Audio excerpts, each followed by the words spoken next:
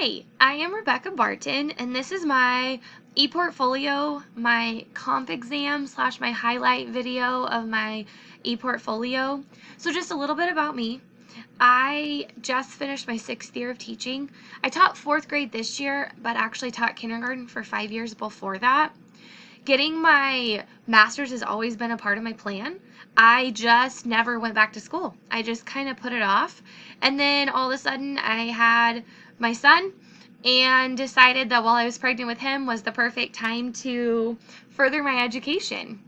Some professional goals. I want to become an assistant principal. I'd like to wait a couple years until I get my feet on the ground in understanding an upper grade. Then I want to become a principal. And after that, I would like to try to be a superintendent or an assistant superintendent. And with that might mean getting my doctorate. Haven't quite decided yet. Some personal goals. I'd like to move into a new house. We have a family of 4 and not a huge house, so we're kind of outgrowing it. I would like to have some more kids eventually. My husband and I have talked about adopting down the line or maybe fostering some kids. And then I would really like to take a family vacation to Disney World or Disneyland. It's not something that I've got to do before, and I think it'd be really cool. So next is my leadership philosophy, and I'll just highlight some of the qualities that I think make a good leader and that I feel like I will bring to the table as a school leader. One is I'm going to be the leader that steps up to do things. So the tasks that I ask my staff to do, I'm going to do them too. I'm not going to be that leader that doesn't do the things that I've asked. I feel like as a school leader, it's important that my actions speak louder than my words. I also am going to be encouraging of my staff to reach out to me, to ask for help when they need to. I want to have open communication with my staff, and I want them to have the trust and the ability to come talk to me. I also am going to acknowledge good things. I think that sometimes teachers work really hard and their good things that they're doing on a daily basis go unnoticed, and it's very important to acknowledge those. I also believe in some values. I believe in character, and I think it's important that I have a strong character. I also believe in grit, that that my staff needs to get things done no matter what obstacles happen, but that I need to be doing that also. And I believe in quality. It's really important that I am a quality leader and that I lead with quality so that my staff follows the line. So my program of study, you can see that it's in here, and you can also see just like, when I took some of my classes. Here's my resume.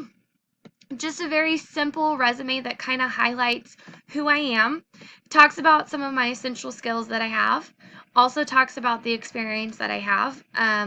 Not only am I a teacher, but I have worked in daycares and country clubs. I have babysat, so I have a lot of experience working with kids and leading groups of people. I talked about my education, where I got my bachelor's and where I'm getting my master's, and then some awards that I had won just to show my effort in school and that I work hard. So next we're going to go to the activities tab.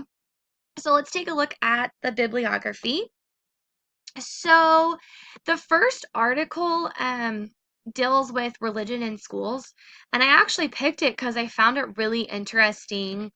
It was written from someone that used to be a principal, and it was actually talking about his experience as a school leader and kind of what happened with one incident with religion. And it talks about how important it is as school leaders to be aware of cultural diversity, but to be aware of different traditions and to make sure that your building is culturally diverse and accepting of other cultures. Um, there's kind of a wide variety of articles that I chose for my bibliography. This one talks about successful school leaders. This one talks about technology and school leaders and if they are expected to kind of know technology in their role as school leader. This one talks about effective schools and what makes up effective schools. This one talks about overcoming adversity and how to do that as a school leader. This one was another one that I found really interesting. It actually correlated teacher mental health with a healthy school climate, and it talked about the teachers that are leaving school early and that are not finishing out their retirement, and they are saying that they're burnt out, which is true, but it's finding research is finding that it's contributing to poor mental health, and some of that is contributing to the school climate, and these teachers are working in really unhealthy school climates, which is contributing to their low mental health and a decline in their mental health, and it's causing them to leave teaching at an early stage. So that one really inspired me as a future leader to make sure that my school is very has a very healthy climate, and that I'm doing everything I can to make sure that I'm providing that for my students and for my teachers, and that also that I'm providing resources for my teachers on mental health.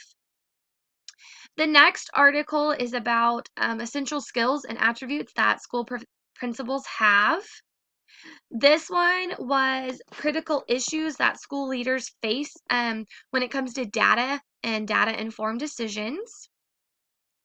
This one was another article about parent or principal-teacher relationships. This one was about creating a climate where students can flourish.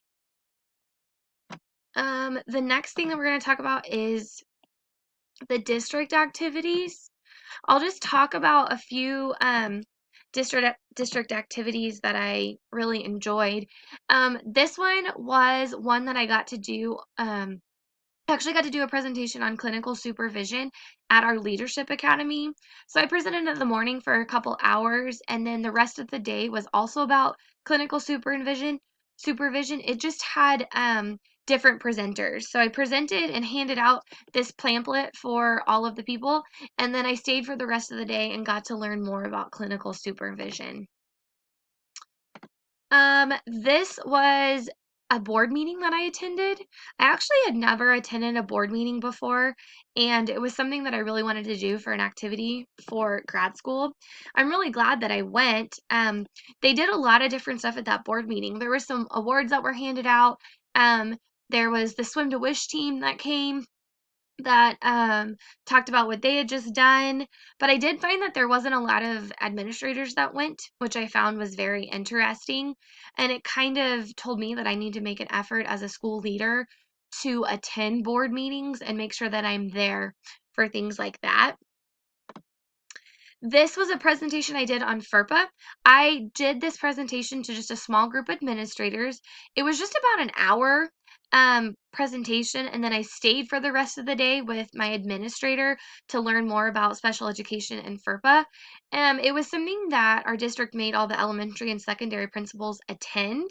They felt like it was just something that they needed a refresher course on, so I was kind of excited that I got to use my FERPA presentation that I created in grad school to present to them, and then I got to stay for the rest of the day.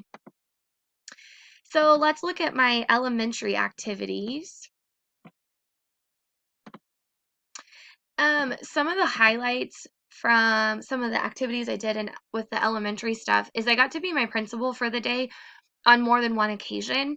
It's kind of a unspoken rule that when a principal is gone, they can have someone fill in for them for the day. So I got to do a bunch of different stuff. I had parents that came in that were complaining. I handled phone calls from parents. I handled staff absences where I had to change schedules around. I saw kids in there during the day for behaviors. I handled situations through the day. I just had to make sure that I was emailing my principal and letting him know what was going on. So that was one of the days that I got to do that. This was also another day that I got to be my principal for the day. And then this was on April 30th. I filled in for my principal, and we kind of had a pretty severe situation for elementary school, and I ended up having to suspend a student for his actions in class and some of the things that he was saying. It was an interesting day. It definitely threw me right into an administration role. This was a presentation I did on 10 essential skills for a school principal. It was just a short, hour and a half long presentation that I did in the morning before school. My principal and I sent out an email saying I was doing this presentation. If there was anyone that wanted to come, they could. We had a handful of people show up that were considering getting their master's and kind of wanted to know what essential skills were needed. So that was that presentation. This was a needs assessment survey that I created for families and caregivers in our district. I started out with, it was kind of for the whole district, but I started it out in my school. So it only went to parents that had elementary students in my building right now. Hopefully, it's something that our district likes and our district wants to roll out and use. It was nice for my principal and I to sit down and do this and create this and then get to look at the data and kind of see the data and assess the data and analyze the data. It was a fun project and a fun activity to really get to do. This was a student first language presentation that I did. I filled in for my principal again, and during lunch that day, I presented this presentation to our students about how to talk to some people in our school.